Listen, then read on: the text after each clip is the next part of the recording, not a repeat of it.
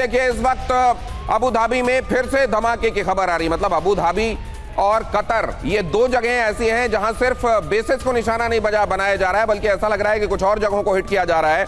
अब ये एक और धमाके की खबर आ रही है। यूएई के गृह मंत्रालय की तरफ से जारी किया गया ये बयान है, और ईरान ने हमला करके गलती की है। यूएई की तरफ से, यूनाइटेड अरब एमिरेट्स की तरफ से कहा जा रहा है कि ये जो हमारी धरती पर हमला बोला है ईरान ने, ये करके ईरान ने गलती कर दी है।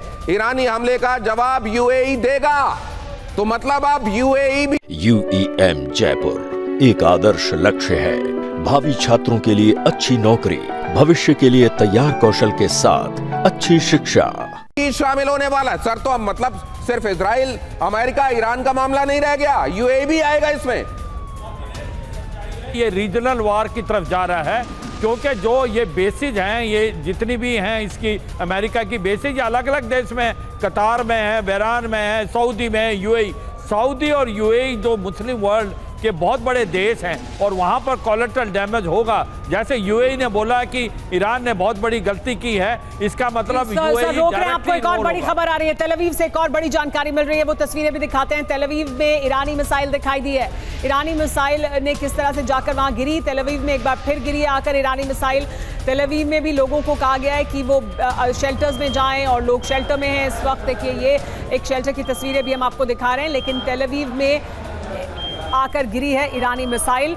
सभी लोगों को सुरक्षित जगहों पर जाने के लिए तेल अवीव में कह दिया गया है, और इस वक्त इजराइल में जगह जगह लोगों को ये कहा गया है कि वो शेल्टर्स का रुख करें। लेकिन दूसरी तरफ बंकर में लोग पहुंच चुके हैं तेल अवीव में, लेकिन वहां ईरानी मिसाइल भी आकर गिर रही हैं, उसका सिलसिला भी जारी है।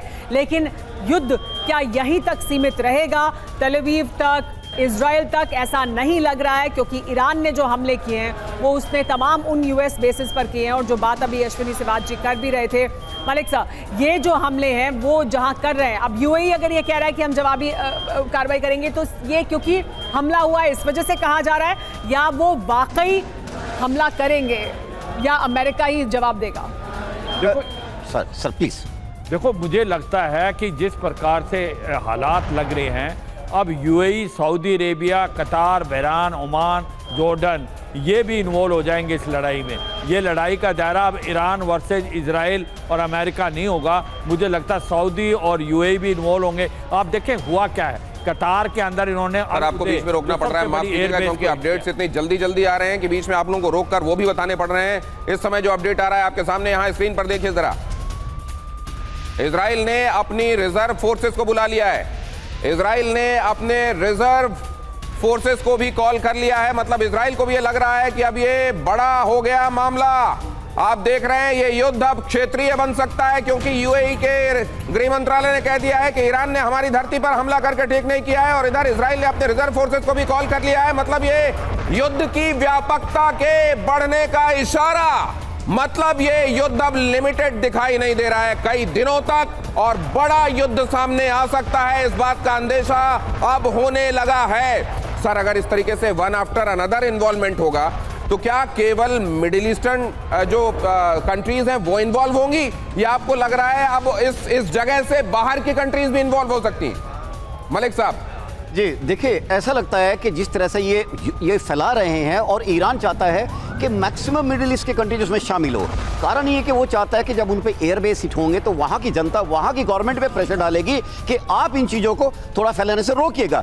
यही उसका मकसद लगता है कि ज़्यादा से ज़्यादा वो चीज़ों को अटैक करना चाहता है। अब ये भी देखना होगा कि वो इन कंट्रीज़ के अंदर मिलिट्री बेसिस के अलावा क्या दूसरे भी टारगेट्स को अपना एक्सपेंड करना चाहता है, अटैक उसमें, तो उसके कारण वहाँ की जो लोकल गवर्नमेंट्स हैं वहाँ पर प्रेशर आएगा कि आप इन चीज़ों को रोकने में मदद करें।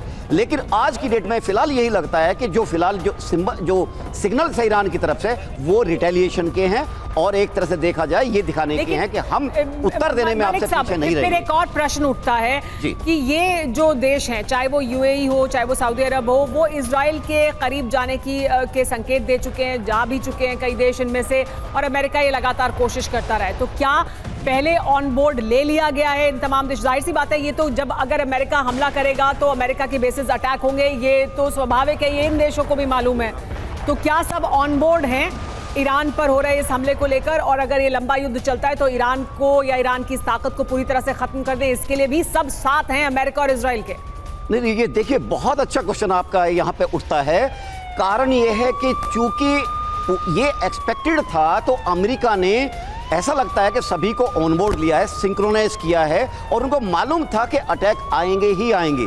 जैसे ही मलिक साहब एक और खबर आ रही है, वो खबर बताने के बाद आपके पास दोबारा आते हैं। ये रही वो खबर आपकी स्क्रीन पर। अमेरिकी बेस पर हमले नाकाम किए जाने के संदर्भ में यह खबर। कुवैत ने ईरानी मिसाइलें मार गिराई। कुवैत आरिफ जान एयरबेस, क्या कुवैत ने कई जगहों पर मिसाइलों को इंटरसेप्ट करके नष्ट कर दिया?